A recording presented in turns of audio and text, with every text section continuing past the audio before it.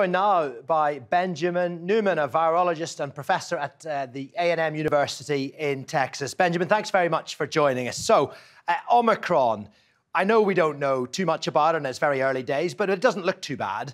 The WHO are saying that there's no sign that Omicron is worse than other variants or any better at evading vaccines. So I wonder, is this the situation we'll be dealing with going forward? More variants popping up on a fairly regular basis, but perhaps less deadly ones? Yeah, so there were a few things that we thought were correct in what you just said as of yesterday. And then a paper came out yesterday evening, local time, that actually put some specifics behind this. So this paper showed that while the Omicron variant is not completely resistant to vaccine antibodies, it is about 40 times more resistant than normal to these.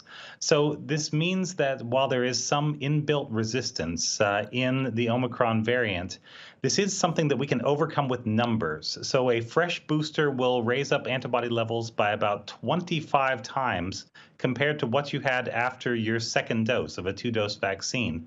And with those sorts of antibody levels, we can actually expect reasonable protection against this. So it's very much another variant, but this is going to be one of those variants that can be a little bit difficult to knock out.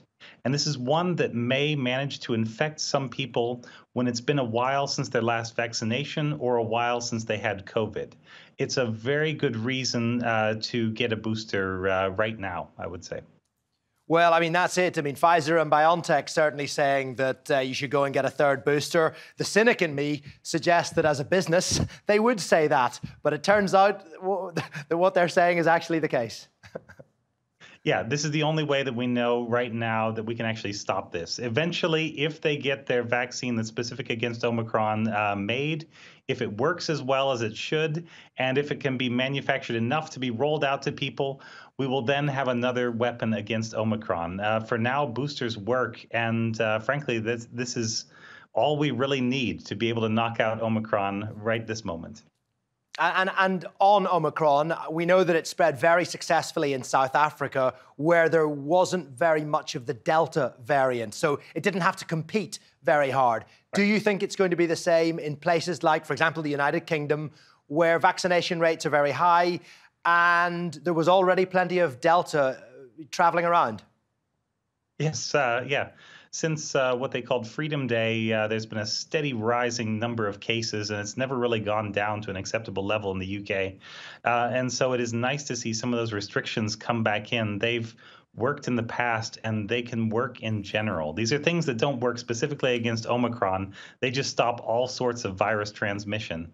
It really is still an open question as to how Omicron will compete and how successfully it will compete with Delta. So far, you can only catch the virus that you're exposed to. And so it's only when we get sort of mass events where there are lots of people with viruses that we can actually see some competition and some selection. And honestly, I hope that we never have those events and we never find out. But that's the way that we eventually will figure out the answers to these questions. But at least, for a change, it's a good news story, Benjamin. The good news is a third booster will definitely do us some good. Look, we really thank you for joining us and giving us your thoughts and your analysis on Omicron. That's Benjamin Neuman from A&M University in Texas.